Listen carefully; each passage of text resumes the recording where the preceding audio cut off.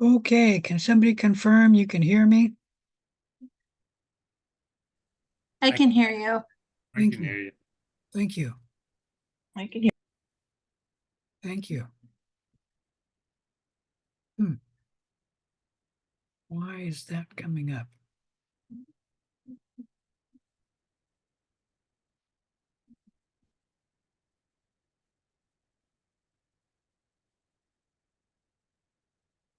People are still logging in.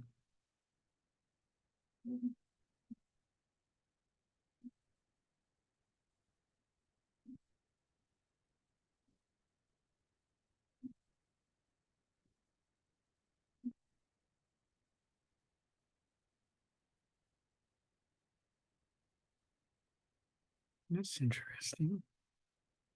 All right, let's close that down.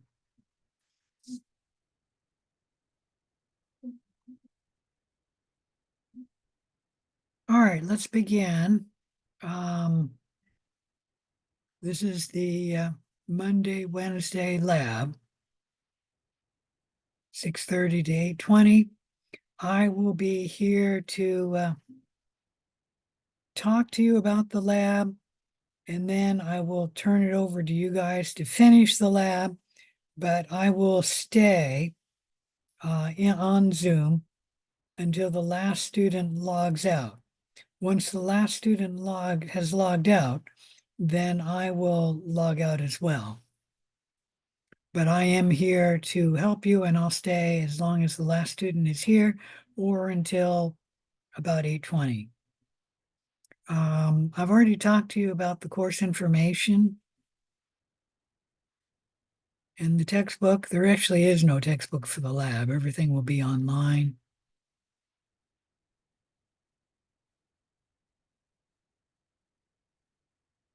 There's a few things I need to talk about in the syllabus, though.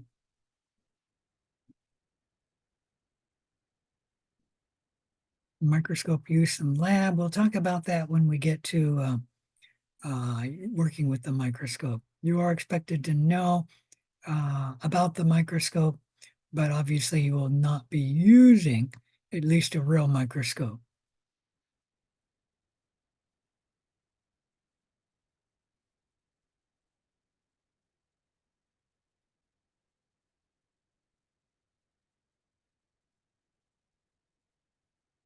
All right, safety information for students and physicians. Let me briefly go over this. As future nurses, dental hygienists, etc., it's important for you to be aware of these issues. Microbiology labs are operated at a biosafety level, such as biosafety level 2, where, oh good, the lecture assignment is finished, so now my computer will speed up.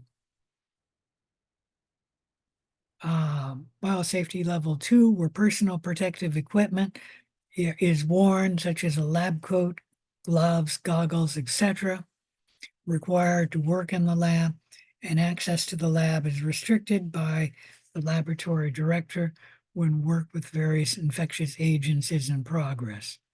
I think this is for our labs at Clark. We operate them under biosafety level 2. Students who are immunocompromised, living or caring for an immunocompromised individual, or students who are pregnant or may become pregnant, or caring for or living with someone caring for infants should consult with their physician to determine the appropriate level of participation in the lab. This would be if we actually went into a real microbiology lab.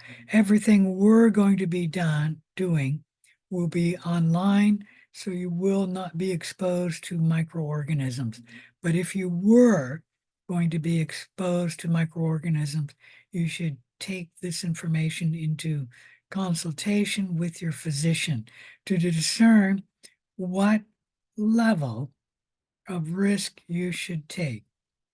Alternative accommodations may be indicated. I never had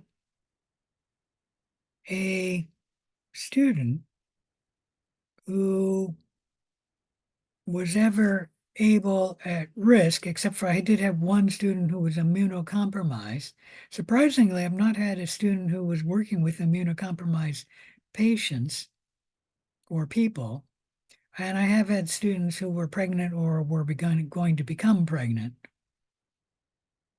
And usually what we did was, if that was the case, we would give them an organism to work with that we knew was safe.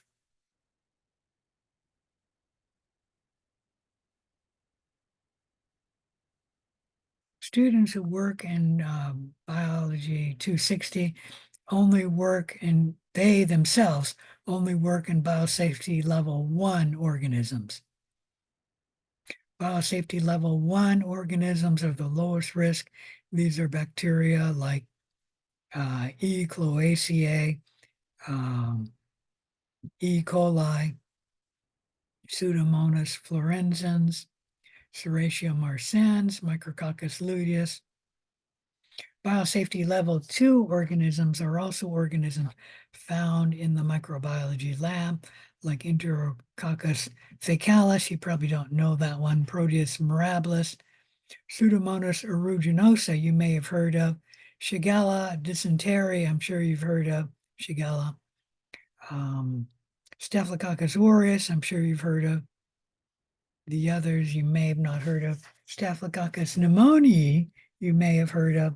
Staphylococcus pyogenes, you may have heard of. Did I say Staphylococcus? I meant Streptococcus and Streptococcus pneumoniae.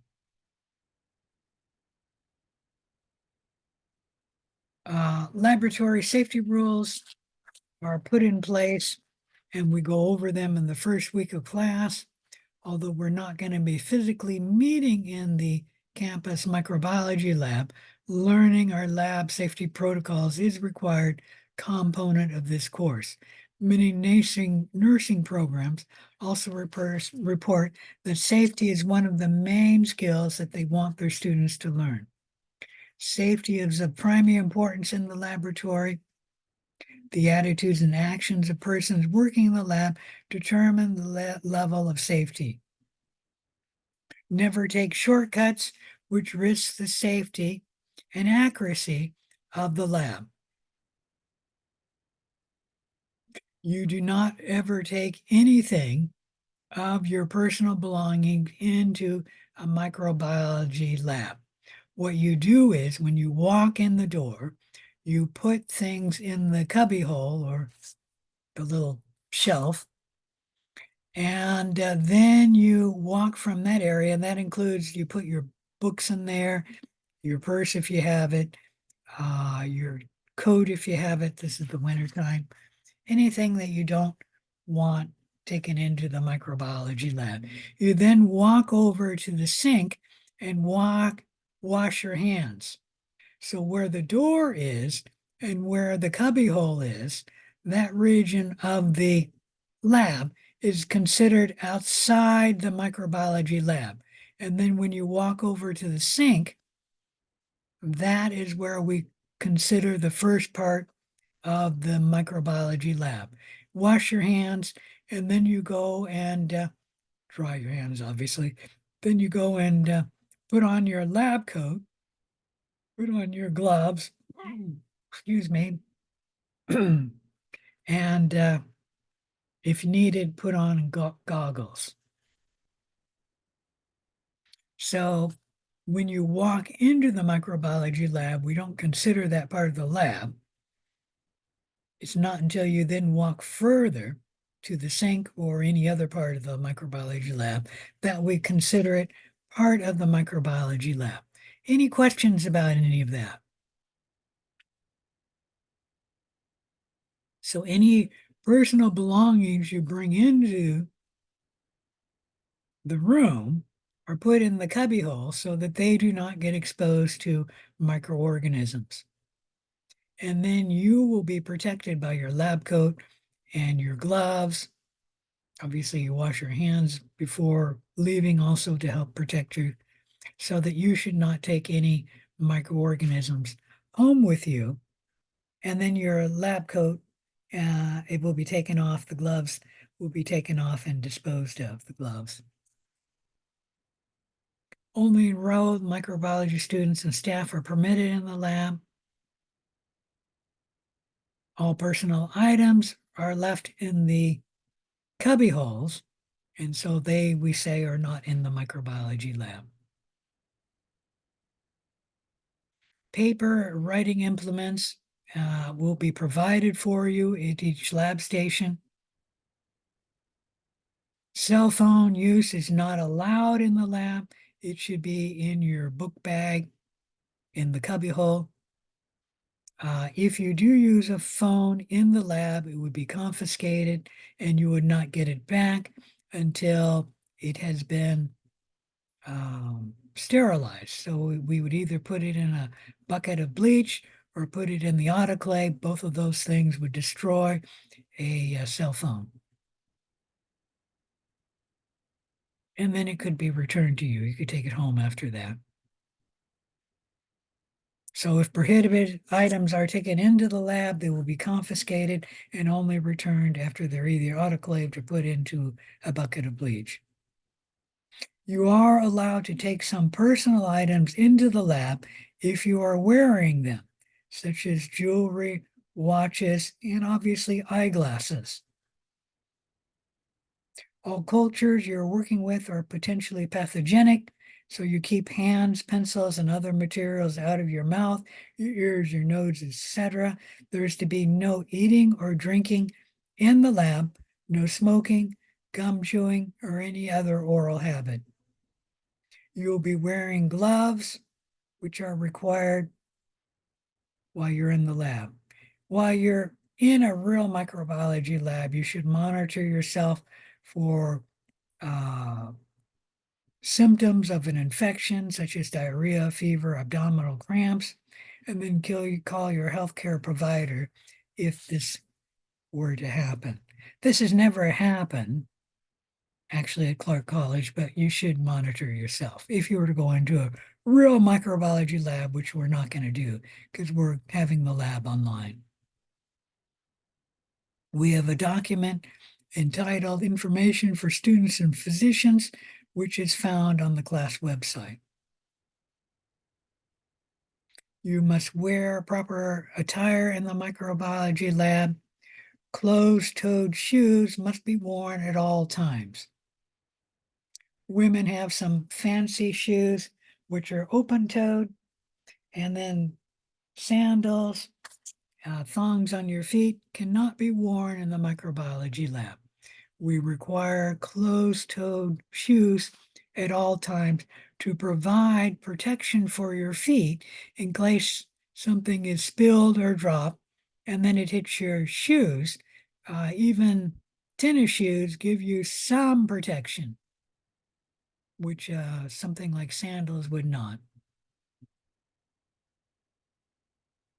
You must wear a lab coat while you're in the lab, and they are either supplied by the lab or you can buy one from the college bookstore and then bring it into the lab. Once you bring it into the lab, it stays there until the very end of the term, where it would be turned into us.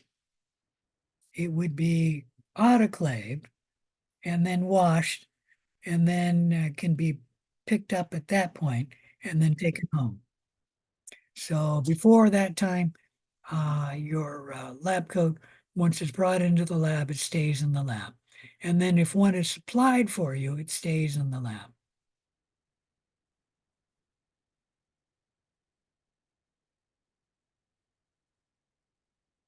Goggles are required anytime you're working with a broth or a splash hazard. Only occasionally do we work with a broth or a splash hazard, in which case they must be worn while you're working with the broth or the splash hazard. Once you're no longer working with a broth or a splash hazard, you may take off the goggles. Cleanliness is a virtue in microbiology, so you must disinfect your lab bench before you begin anything. And then after you're done working in the lab, you should disinfect your lab bench. Also, you should wash your hands before you begin any microbiology lab, and usually you wash your hands as soon as you get into the lab. And then you should wash your hands before you leave the lab. Proper hand washing procedures are posted at both hand washing sinks, meaning you should wash your hands for 20 to 30 seconds, washing everywhere. You should know where fire extinguishers are, a fire blanket, an eye wash station, and first aid material. They are located in the lab. Obviously, you don't need to know where they're located because we're not going into the lab. Accidents should be reported to your instructor. Minor accidents should be cleaned as followed. Always clean broken glass first. Broken glass can cause a cut of your skin, and glass is coated with numerous microorganisms. Let's blow that up a little more. Dispose of broken glass in the broken glass container. Spilled strong acids and base should be diluted and wiped up quickly. Spilled bacterial culture should be cleaned as follows, including if there's broken glass in it. Cover the spilled material with lots of paper towels. Drench the paper towels with table disinfectant. Let that sit for 15 minutes before wiping up. Be careful when you're cleaning with broken glass. Pick up the broken glass first, put it in the broken glass container, then clean the rest of the spill using paper towels, and put that in the biohazard bag, except for the glass. No glass goes in the biohazard bag. Be sure to keep hair and paper away from Bunsen burners and back to incinerators. You should tie long hair as soon as you enter the lab. Gas and back to incinerators must be turned off before you leave the lab. Generally, when you're not using a back to incinerator or the gas, they should be turned off and then turned on before you use them. A back to incinerator may take 5 minutes to warm up. Mouth pipetting is not allowed. Never take cultures out of a lab.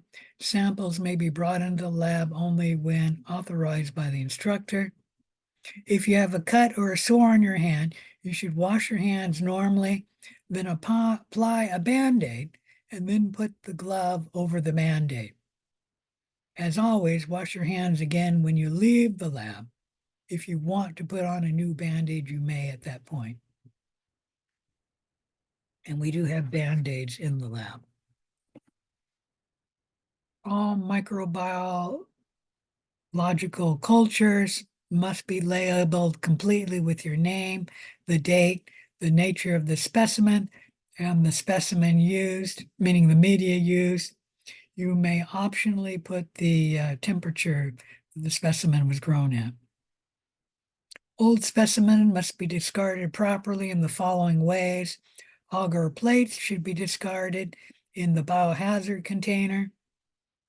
Glass slides and cotton swabs should be put into a container labeled either slides or cotton swabs. They're found at the rear of the lab. Pipettes should be put in the appropriate labeled container.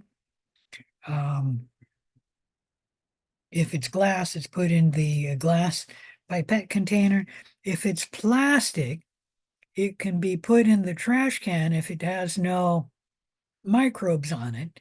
And if it's plastic, it can be put in the biohazard container. No glass ever goes in the biohazard container. Even if it's a pipette, it is put into the glass pipette container. Glass tubes should have their label tape removed, and then they should be put in the test tube rack in the discard bin in the rear of the lab. No glass ever goes in the biohazard container, and no glass goes in the garbage can either. Paper that does not have bacteria on it can go in the garbage can. If it has microbiological cultures on it, it then goes in the biohazard container. Any question about any of that? Supplies for the current lab are in the front of the lab. Stains and culture media are in the back shelves of the lab. Each student is assigned a drawer and a lab bench to work with. The lab drawer will contain lab supplies like paper and pencil. You may store things in your assigned drawer, but there's no ability to lock the drawer.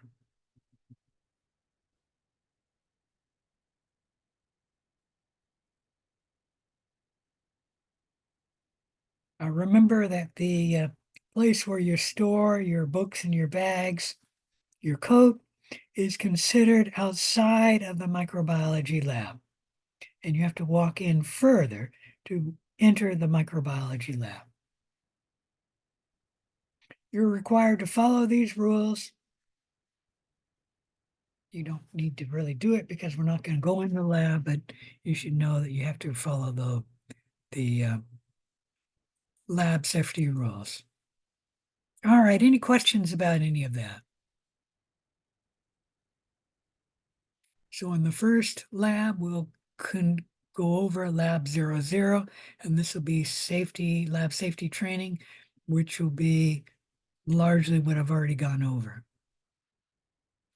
The first lab, worksheet lab 00, is due at 8 a.m. Friday, January 12th. If you do not get it in by 8 a.m. Friday, January 12th, you will be dropped from the class, meaning sometime on Friday, I have to go in and see who's turned in lab 00. If you do not turn in lab 00, by that time, I will then drop you from the class. Any questions about any of that? And that will be an instructor drop. So get lab 00 turned in by 8 a.m. Friday, 1/12. We're going to work on it today, so most of you will probably turn it in sometime today.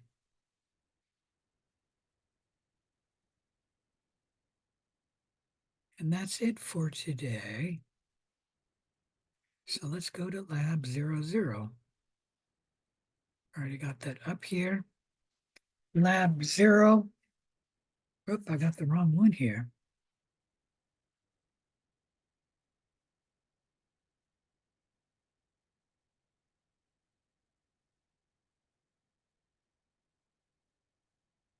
Sure, I've got the right one.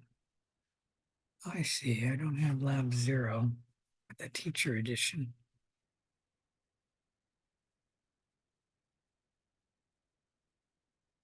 All right, lab module 00, lab safety. Online students will not be working in the lab, but you do need to know this material as many of these rules will be relevant during your career.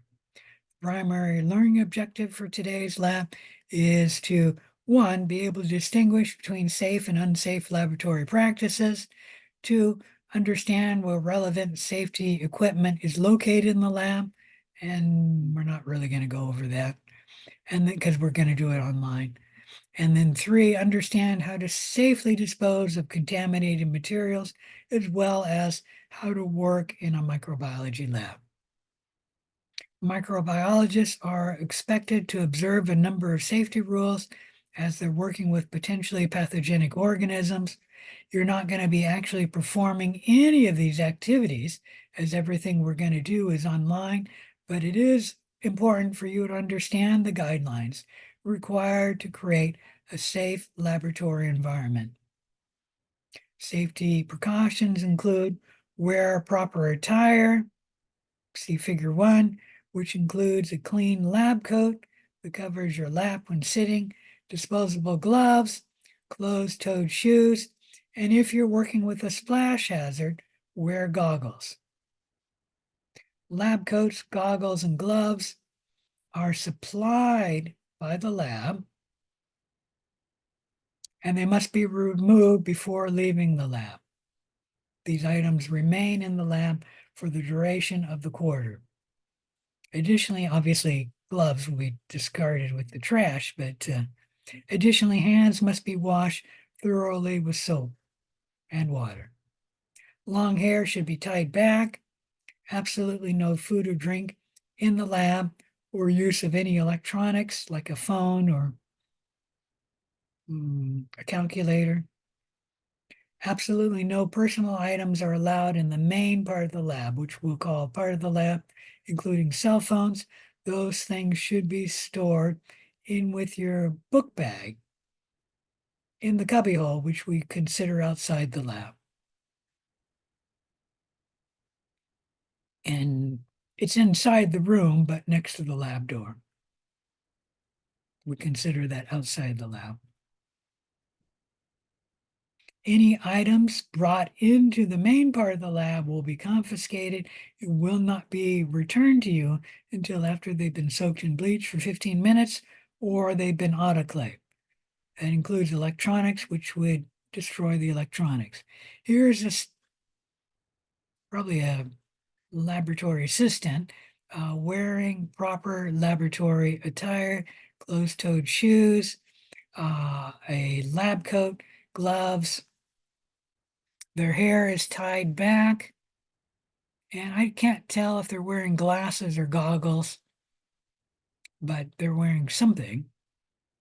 And they're wearing some other things that you can see in the picture, like pants and a blouse or a shirt.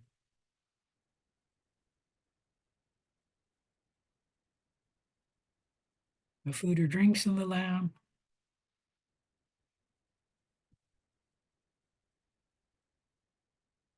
Keep your work area clean and uncluttered. Before you begin working in the day, you should disinfect your lab workstation to remove all microorganisms that could be there so they can't further contaminate your work, or you want to get rid of the microorganisms that perhaps somebody else had been working here at a previous lab. And there is an actual picture of our lab workbench, although that looks different, but right there. And then you also disinfect the lab at the end of your lab. So when you're all done working with the microorganisms and you're about to leave the lab, you should disinfect your workstation so you remove any microorganism that may have spilled and contaminated the work surface. Any question about any of that? Discard waste in the appropriate receptacles, regular non-trash, non-sharp objects, paper towels, gloves that do not have bacterial cultures on them are put in the regular trash can. Paper, anything that's not glass, like a plastic pipette, can go in the trash can. Any question about any of that? If it's a glass container, it should be disposed of in the glass pipette container. We don't really use glass beakers or birettes, but they would go in that area. We do use glass test tubes, and they go in the test tube holder for contaminated test tube bins. Biohazard container is for anything that is not glass contaminated with microorganisms, whether it's paper or plastic. That includes petri dishes that are plastic, which was all we ever used, plastic petri dishes, that you're done working with. I mean, that's where it goes in the biohazard container. The biohazard container, when it's full, will be collected, autoclaved, and then discarded in the regular trash. The autoclaving is to kill any microorganisms. Any question about any of that? Soiled swabs, slides, cover slips go in a container for each.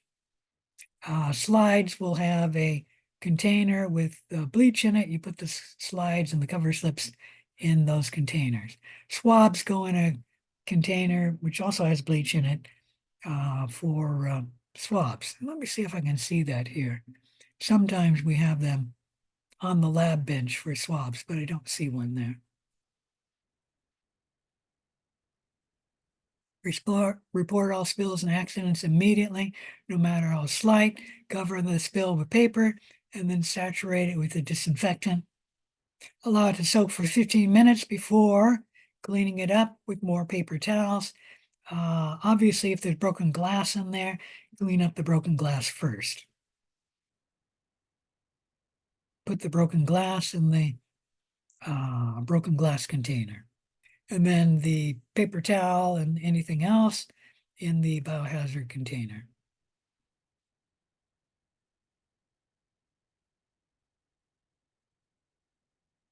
Let you read about that one. No mouse pipetting, which people don't do that. Work with a mouth pipette in a microbiology lab anyways.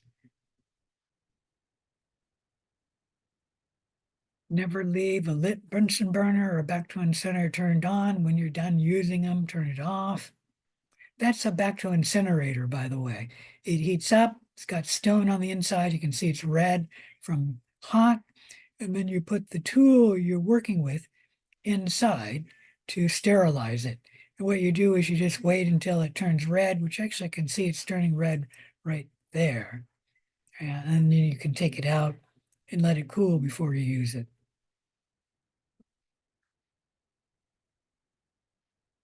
You're familiar with the location of safety equipment. You don't really need to be familiar with the location, but you should know what safety equipment we have in the lab. We have an eye wash station right there. Fire alarm. Anyone see it? That might be it there. Nope, it's right there. Don't know what that is. Fire extinguisher right there. Fire blanket right there. Chemical shower right there. A first aid kit right there. Any question about the safety equipment? With that stated, if ever you need to use the shower, you should realize that this will simply get the floor, and it's true we have a drain on the floor right underneath the shower, but that will get the whole floor wet. I've never needed to use that, and hopefully I never will. For that matter, I have used the first aid kit. That's the only thing of the fire safety equipment I've ever used. I've never used a fire alarm, a fire extinguisher. I've never even used the eye wash station, although I used to work in a lab at MD Anderson Cancer Center in Houston, Texas, that I did have somebody use the eye wash station because they spilled a chemical in their eye. But that's the only time I've ever seen an eye wash station actually in use. So hopefully that will never be used. but it's there in case it's needed. Anything else? No. All right, so it's important to be familiar with the procedures of this lab. Reread the relevant lab modules before coming to class. When in doubt, ask. When you're in doubt about where to discard something, I told my students before, always ask, don't just discard it. Because sometimes I would find glass, I don't know, what was it, glass pipettes or glass test tubes in the biohazard container, and I would take it out and then put it where it was supposed to go, but don't put glass in the biohazard container. And if you're not sure where to discard something, simply ask.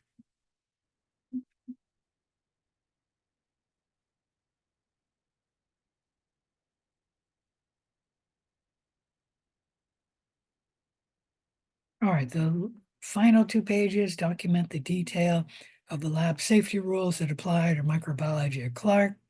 As I stated before, safety is of primary importance in the lab. Never take shortcuts because shortcuts risk the safety and accuracy of your lab work.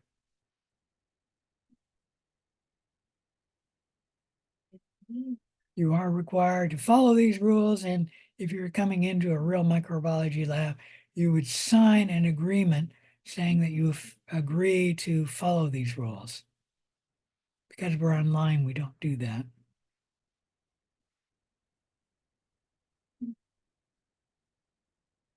I've already gone over this.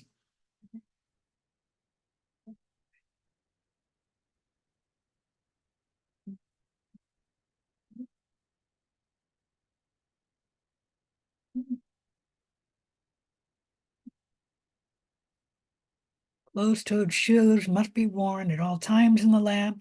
If you, like in the summertime, I told my students, if you're wearing sandals or something like that, you must bring closed-toed shoes to the microbiology lab and then change them before you enter the lab proper.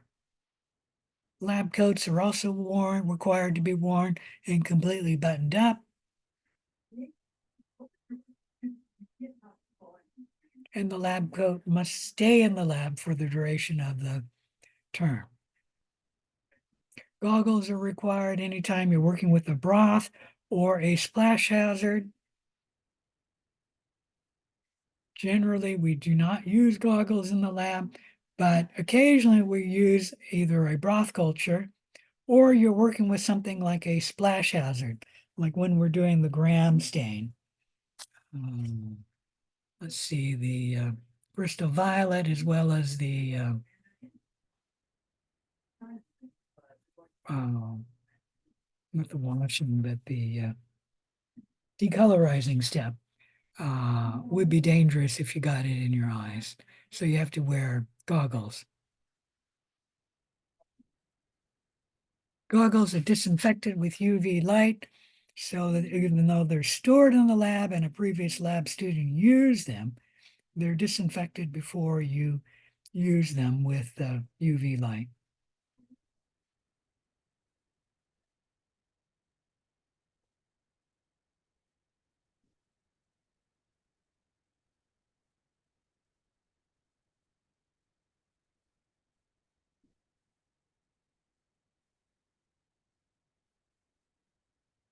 I've already talked about this stuff, so I'm not going to go over it again. Let me just make sure I've talked about everything. Let me repeat this one. All microbiological cultures must be labeled completely with your name, the date, the nature of the specimen. Like if it's E. coli, state that. If it's something exposed to air in the room, just say air exposure and the medium used. And then you may optionally put the temperature you grew it at.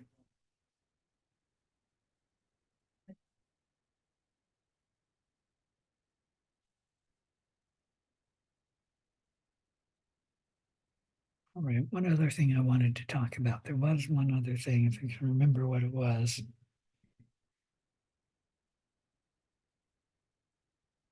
I don't remember. Hopefully I'll remember and we'll mention it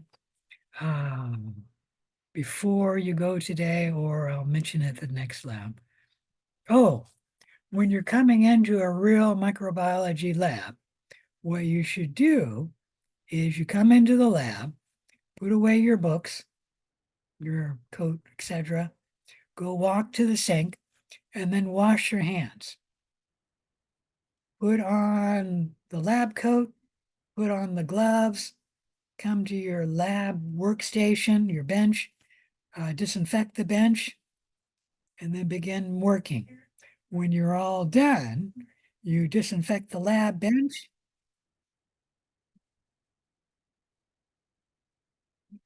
go and take off your gloves. If they don't have cultures that have been spilled on them, the gloves can go in the trash can. If you did spill cultures on your hands, so there's microorganisms on the gloves, put them in the biohazard container. Then take off the lab coat, hang it up, then walk to the sink, wash your hands, get your things from the cubbyhole, and then you may leave. Any question about any of that? All right. If there's nothing further, let's go on to the lab worksheet. Lab safety worksheet 00. It's missing this picture because I deleted it because it was confusing students. Come to the questions. Fill in the answer to each asterisk. In the lab, what do you always wear for safety before you enter the lab? What is something you put on for safety before you enter the lab? This is not directly stated in the lab, but it is shown in a picture. And I did show you that picture. Let me show you that picture again.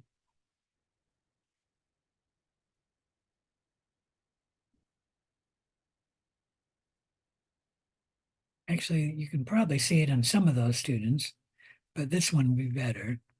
This one here.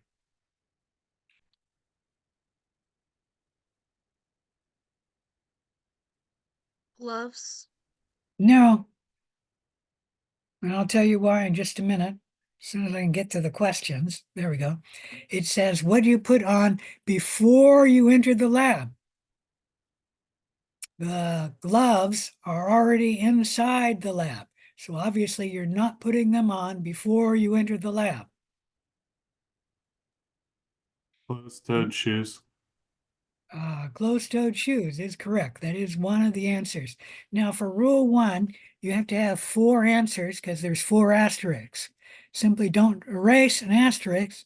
You have to answer 4 things in lab rule 1. In rule 2, it says after you enter the lab, what 2 items do you put on to keep yourself safe in the lab? And I'll tell you right there, gloves is one of the answers for rule 2. Okay. So this is after you enter the lab. Rule 1 is before you enter the lab.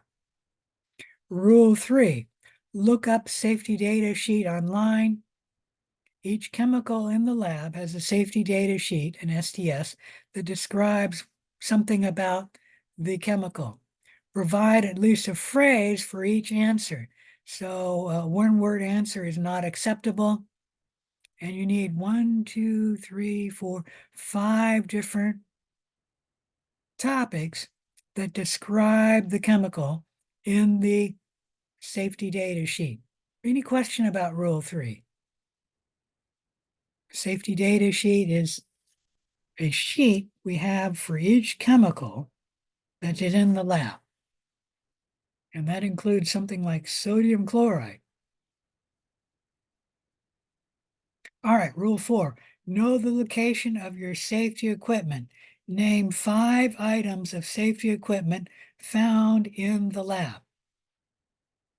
And obviously you need 5 different answers for rule 4. Rule 5, name 2 items that you can take into the lab. 1, 2, and then can you eat and drink in the lab? And that's yes or no right there. Any question about rule 5? number two, not rule two, number two, list one item of laboratory attire that you must wear in a microbiology lab. And this can be something that you've listed up above. Okay? And then number three, list one item belonging to you that is allowed to be brought into a microbiology lab. Obviously, your books would not be allowed to be brought into the microbiology lab, the lab proper.